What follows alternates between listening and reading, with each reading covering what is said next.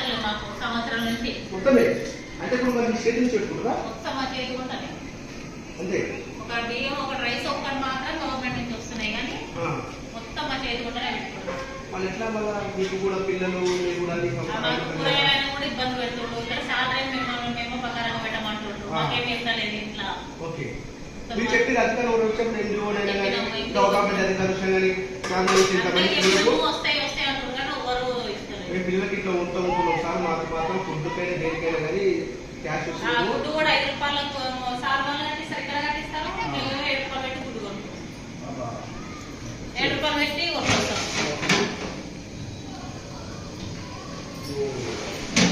అంటే ఇప్పుడు మొత్తం మీద మాత్రం లాస్ ఉన్నాయి.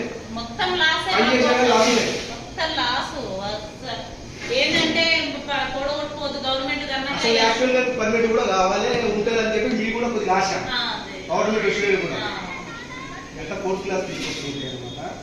కాకపోతే ఏంటంటే చూసుకుంటాం నేను చెప్తా నేను టీపీ వాళ్ళకి వచ్చినప్పుడు నేను ప్రజాగాలం తెలుసు కదా ప్రజాగాలం రిపోర్టర్ రావాలని యూట్యూబ్ ఛానల్ మేము వచ్చినప్పుడు ఇక్కడ కంపెనీ కూడా నెంబర్ మేము మీ గురించి కూడా పర్సనల్ చేసి మొన్న వచ్చిన సార్ వాళ్ళు కూడా చెప్పినాము కలెక్టర్ పోయినాము వచ్చినాయేమో ఆల్రెడీ రిలీజ్ అయినాయి అంటుండ్రు.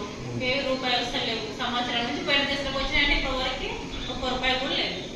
నాణ్యతమైన భోజనాలు అయితే పెట్టండి. సరే డబ్బులు ఉండాలని ఉన్నా లేకపోయినా మేము పేద పిల్లలకి వెళ్తున్నాం కనుక మంచిగా పెడుతున్నాం. Okay thank you.